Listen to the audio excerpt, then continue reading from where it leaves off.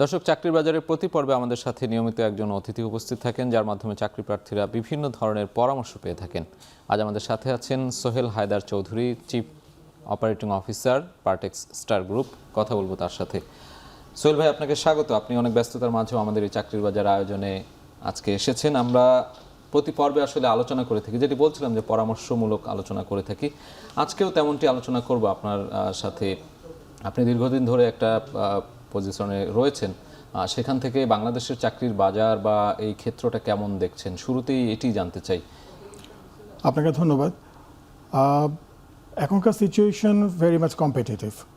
আমরা জানি যে মার্কেটে এখন সিচুয়েশন এত কম্পিটিশন যে একটা পজিশনের জন্য একজনকে হয়তো 15 জন 20 জনের সাথে কম্পিটিশন করে তাকে আসতে হচ্ছে। আনফর্চুনেটলি আমাদের বাংলাদেশে যে পরিমাণ ইন্ডাস্ট্রি গ্রোথ হওয়া উচিত ছিল সেই গ্রোথটা আসেনি। সেটার ইম্প্যাক্টটা হলো যে আমাদের যে নিউ জেনারেশন, তাদের উপর কম্পিটিশনের চাপটা অনেক বেশি চলে এসছে। তো এখন সেই ক্ষেত্রে তাকে যেটা করতে হয়, আমার সাজেশন থাকবে তাদের জন্য যে তারা যেন ইউনিভার্সিটি লেভেল থেকে তাদের চাকরির একটা মেন্টাল প্রিপারেশন নেওয়া শুরু করে, যেটা তাদের ইন্টারভিউ বোর্ড হোক বা যে কোনো জায়গায় হোক তাদের লাইফটাকে অনেক ইজি করে দেবে। এটা হচ্ছে আমার তার জন্য সবচেয়ে বড় সাজেশন, যে ইউনিভার্সিটির সময় থেকেই তারা জন্য তাদের প্রিপারেশনটা শুরু করে। আগের সিচুয়েশন নেই যে ইউনিভার্সিটি সময় হেসে খেলে কাটালাম, তারপর চাকরি যখন সময় হবে তখন দেখা যাক। সিচুয়েশনটা এখন সে পর্যায়ে নেই। না, আমরা তো এখন এটা দেখি যে অনেকে পার্ট টাইম জব কিন্তু শুরু করে ইউনিভার্সিটি লেভেলে পড়াশোনা শেষ করার আগেই। দেখা যায় যে জব সেক্টরে তারা অলরেডি ক্যারিয়ার শুরু করে দেয়। সেই জায়গা থেকে আসলে চ্যালেঞ্জগুলো কি কি, যদি কেউ মানে যারা ফ্রেশার তাদের ক্ষেত্রে চাকরি পাওয়ার ক্ষেত্রে যে চ্যালেঞ্জগুলো মোকাবেলা করতে হয়? এখন তো আসলে অনেক ধরনের তথ্য প্রযুক্তির যে বিষয়গুলো আছে, এআই রিলেটেড অনেকগুলো বিষয় রয়েছে। আমি চ্যালেঞ্জের চেয়ে বড় কথা মনে করি তাদের অপরচুনিটি অনেক বেশি। কারণ আমরা যখন চাকরি শুরু করেছি 1993, 94-এ, তখন কিন্তু আমাদের মার্কেট সম্পর্কে জানা বোঝার কিন্তু অনেক লিমিটেশন ছিল। কিন্তু এখনকার সময়, এখনকার জেনারেশনের ছেলে মেয়েদের কিন্তু জানার, একটা কোম্পানিতে ইন্টারভিউ দেওয়ার আগে বা যাওয়ার আগে তাদের ওই কোম্পানি সম্পর্কে জানা, মার্কেট সম্পর্কে জানার অনেক সুযোগ সুবিধা আছে। আমি এটাকে পজিটিভ সেন্সেই দেখতে চাই। তবে হ্যাঁ, কম্পিটিশন যেটা হলো সেটা হচ্ছে যে ওই যে চাকরির পজিশন কম, আপনার এখানে একটা পজিশনের জন্য হয়তো 10 জন 20 জন 30 জন কম্পিটিশন করছে, সেই জায়গায় তাকে হয়তো প্রায় 20-30 জনকে সুপারসিড করে তাকে তার পজিশনটা ক্রিয়েট করতে হবে। সেই জন্য তাকে যেটা করতে হবে সেটা হচ্ছে যে ইউনিভার্সিটি লাইফ থেকেই তাকে একটা মানে তার একটা মেন্টরের আন্ডারে হোক বা তার যখন একটা ইন্টার্নশিপের সুযোগ পায়, সেই ইন্টার্নশিপের সুযোগটাকে কাজে লাগায়, সেটাকে সে মানে প্রপারভাবে কাজে লাগার জন্য সে নিজে ক্যারিয়ারটাকে আগায় নিতে পারে। আমার একটা সাজেশন হবে যে ইন্টার্নশিপের যে সুযোগটা, এটা অনেক সময় অনেক ইয়াং জেনারেশন ঠিকমতো কাজে লাগায় না। কিন্তু আমার কথা হচ্ছে যে ওই জায়গাটাতে তারা যেন নিজে ক্যারিয়ারটাকে গ্রোথ হিসেবে, ক্যারিয়ারটাকে একটা পাথ হিসেবে এটাকে চিন্তা করে। ইভেন আমরা এমনও হয় যে আমরা যদি কোনো ইন্টার্ন আমাদেরকে ভালো মনে হয়, তাকে কিন্তু আমরা রিক্রুটমেন্ট প্রসেসে চলে যাই। জি, এই জায়গায় আরেকটু বিষয় যোগ করতে চাই যে ক্যারিয়ার ডেভেলপমেন্টের জন্য কি করা দরকার। আপনি যখন এই ইন্টার্নের বিষয়গুলো বলছেন, এরপরে যখন সে স্থায়ীভাবে চাকরি পাবে, ধীরে ধীরে তার ক্যারিয়ার এগিয়ে যাবে, সেই জায়গায় ক্যারিয়ার ডেভেলপমেন্টটা আসলে কিভাবে হবে? তার তো দীর্ঘদিনের ক্যারিয়ার করতে হবে। ক্যারিয়ার ডেভেলপমেন্টে তো সবচেয়ে বড় জিনিস হচ্ছে কন্টিনিউয়াস একটা ডেভেলপমেন্ট প্রসেসের মধ্যে থাকতে হবে, লার্নিং প্রসেসে থাকতে হবে। এই ক্যারিয়ার ডেভেলপমেন্টে সবসময় তার যে ভার্টিক্যাল ওয়েতে হবে না, সেটা ওরকম না। সে এক ডিপার্টমেন্ট থেকে আরেক ডিপার্টমেন্টও তাকে ট্রান্সফার করা হতে পারে। এই ক্যারিয়ার ডেভেলপমেন্টের জন্য তাকে সবসময় তার অ্যানালিটিক্যাল এবিলিটি তার খুব ভালো থাকা দরকার। কারণ আমি যখন একটা আমার কলিগকে ডেভেলপমেন্টের ব্যাপারে চিন্তা করব, আমি অবশ্যই চিন্তা করব যে তার মধ্যে আমি এক্সট্রা কী পাচ্ছি। তো সেই জন্য তার লার্নিং হ্যাবিটটা থাকা দরকার। ডিজিটাল মার্কেটিং থেকে শুরু করে যে আজকাল নতুন যে সেক্টরগুলো আসছে, সেই সেক্টরগুলো তার পড়াশোনা করা দরকার। এটা তার জন্য ক্যারিয়ার ডেভেলপমেন্টের সবচেয়ে বড় কাজ হিসেবে, বড় হেল্প করবে তাকে কাজ ডেভেলপমেন্টের জন্য। মানে আউটস্ট্যান্ডিং কিছু থাকতে হবে, তার আউটস্ট্যান্ডিং থাকতেই হবে। রেগুলার ক্যারিয়ার ডেভেলপমেন্ট যদি হতে হয় তাহলে তার অনেক লম্বা সময় লাগবে। আমরা অনেকে দেখি যে ক্যারিয়ার ডেভেলপ হচ্ছে না, এক জায়গায় অনেক দিন ধরে স্ট্যাগনেন্ট হয়ে আছে। এটা অবশ্যই তার জন্য, নিজের জন্য ভালো না, কোম্পানির জন্য ভালো না। তো সে যদি উপরের দিকে খুব ফাস্ট মুভ করতে হয়, তাকে এক্সট্রা কিছু পারফরমেন্স দেখাতে হবে। মার্কেট ইন্টেলিজেন্স থাকতে হবে, মার্কেট নলেজ থাকতে হবে, অ্যানালিটিক্যাল এবিলিটি থাকতে হবে, প্রেজেন্টেশন স্কিল ভালো থাকতে হবে। কোম্পানি তার কাছে যা চাচ্ছে তার চেয়ে তার একটু এক স্টেপ বেশি দিতে হবে, তখনই কিন্তু তার ক্যারিয়ার ডেভেলপমেন্টের পথটা এনহ্যান্স হবে। এবং এগুলোও কিন্তু যে ইন হাউস যে পদোন্নতির বিষয় সেখানেও বড় একটা ভূমিকা রাখে নিশ্চয়ই। অবশ্যই, এটা তো বলার বাহুল্য যে আমি যখন দেখব যে আমার একজন মানে কলিগ তার পারফরমেন্স অনেক অন্যদের চেয়ে অনেক ভালো, আমি মানে মানে চোখ বন্ধ করে তাকে আমি আপগ্রেড করে ফেলবো, কারণ তাকে দিয়ে আমার হচ্ছে, এবং তাকে দিয়ে আমার মানে প্রোডাক্ট নলেজ বাড়াবো, তাকে আরও বেশি ডেভেলপমেন্টের আমি চেষ্টা করব তখন। সোহেল ভাই, আপনি যে গ্রুপে আছেন, এবার আপনার অফিসের প্রসঙ্গে আসতে চাই, তবে তার আগে একটা বিরতি নেব। আমরা এসে কথা বলবো আবারও বিরতির পর। দর্শক, আমরা একটি বিরতিতে যাচ্ছি, চাকরির বাজারে ফিরে আসছি একটু পরেই।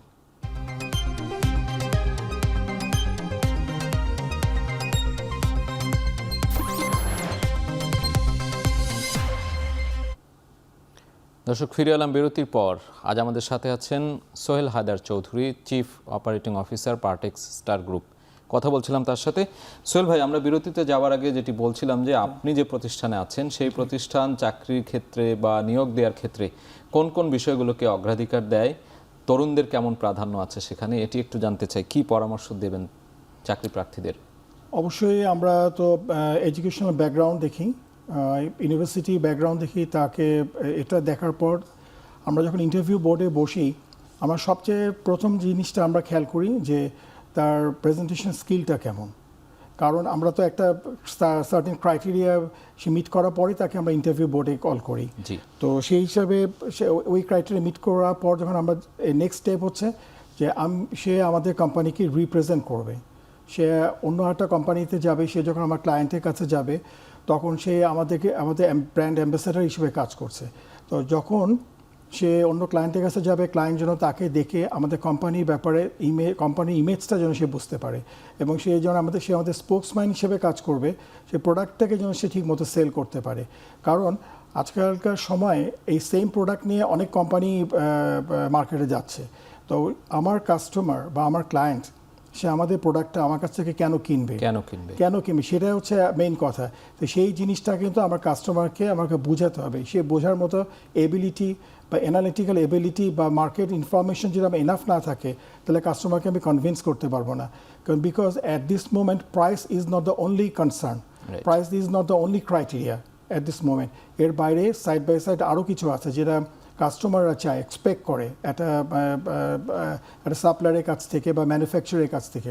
তো সেই জিনিসটা কিন্তু সুন্দরভাবে প্রেজেন্ট করা, এইটা কিন্তু একটা সেলসম্যানের একটা বড় গুণ। তো এই জিনিসটা কিন্তু অনেকে সুন্দরভাবে প্রেজেন্ট করতে পারে না, যেই জিনিসটা আমরা ইন্টারভিউ বোর্ডে খুব বেশি গুরুত্ব দিয়ে থাকি। প্লাস তার মার্কেট ইনফরমেশন কি থাকে, সে আমাদের কোম্পানি সম্পর্কে কতটুকু জানে, একটু পড়াশোনা করে এসছে কিনা, তার প্রিপারেশন আছে কিনা, তার স্মার্টনেস, তার গেট আপ, সব কিছু মিলিয়ে তার একটা প্রেজেন্টেশনটা সব কিছু মিলিয়েই হয়। এটা শুধুমাত্র এক এডুকেশনাল ব্যাকগ্রাউন্ডে যে সব কিছু ক্রাইটেরিয়া মিট করার ব্যাপারটা সেরকম না। সোহেল ভাই, আরেকটা বিষয়ে কথা বলতে চাই, যেটি হলো যে চাকরি পরিবর্তনের একটা ধারা আমরা দেখতে পাই। কেউ কেউ খুব ঘন ঘন জব সুইচ করে, কেউ কেউ দীর্ঘদিন একটা কোম্পানিতে আছে, সেখান থেকে ভালো বেনিফিট পাচ্ছে। এই বিষয়টা নিয়ে একটু বলবেন?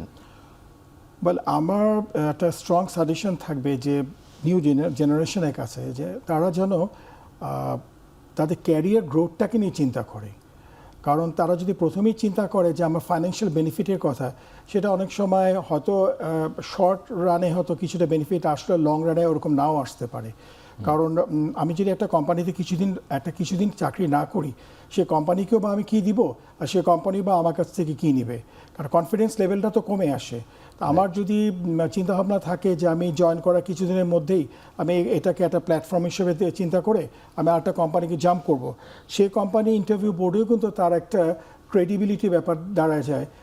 সে কোম্পানি যারা চিন্তা করে যে এই তো 4 মাস 5 মাস 1 বছরের মাথায় জাম্প করছে, তার মানে আমার এখানেও সে থাকবে না, তার মানে তার মধ্যে একটা অস্থিরতা কাজ করে। সে হয়তো আমার কোম্পানিটাকেও একটা প্ল্যাটফর্ম হিসেবে চিন্তা করে এখান থেকে সে জাম্প করবে।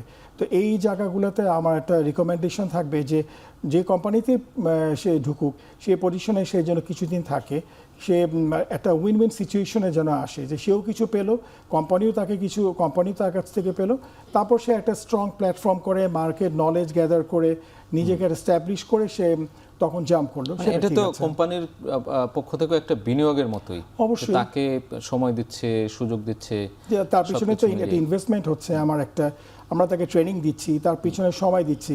তো সে যদি আমাদের এই জিনিসটাকে তার কাছ থেকে যদি আমরা সেই জিনিসটা না পাই, তখন তো আমাদের জন্য একটা সেটব্যাক হয়ে যায়। কারণ আমাকে আবার নতুন করে একটা রিক্রুটমেন্ট প্রসেসে যে তার পিছনে আবার নতুন করে সময় দিতে হচ্ছে।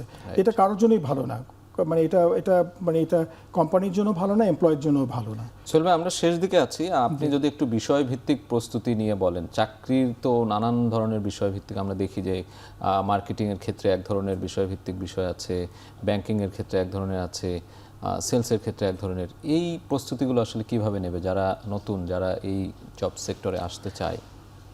একটা জিনিস হচ্ছে যে যে জিনিসটা খুব ইম্পর্টেন্ট সেটা হচ্ছে তার গোলটাকে সেট করতে হবে। সে কোন সেগমেন্টে, কোন সেক্টরে কাজ করতে চায়। হ্যাফাজার্ডভাবে যদি কোনো জায়গায় কাজ করতে যায়, তাহলে তো তার গ্রোথের একটা প্রতিবন্ধকতা চলে আসবে। যদি আমি সিনেমা ড্রামা নিয়ে কাজ করতে চাই, তা আমার সেই সেগমেন্ট নিয়ে আমি আগে থেকে পড়াশোনা, আমার প্ল্যান থাকবে যে আমি ওই লাইনে কাজ করব। আমি মার্কেটিং সেলস নিয়ে কাজ করব, আমি ওই লাইনে পড়াশোনা করে নিজে ক্যারিয়ার ডেভেলপমেন্টের চিন্তাভাবনা করব। এই গ্রোথটা কিন্তু কলেজ বা ইউনিভার্সিটি সময় থেকে তাকে চিন্তা করতে হবে, ক্যারিয়ার পাথটা কী হবে আমার। এটা যদি তার ঠিক থাকে, তাহলে তার জন্য খুব সুবিধা হয় যে সে কোন লাইনে পড়াশোনা করবে, কিভাবে সে কাজ করবে।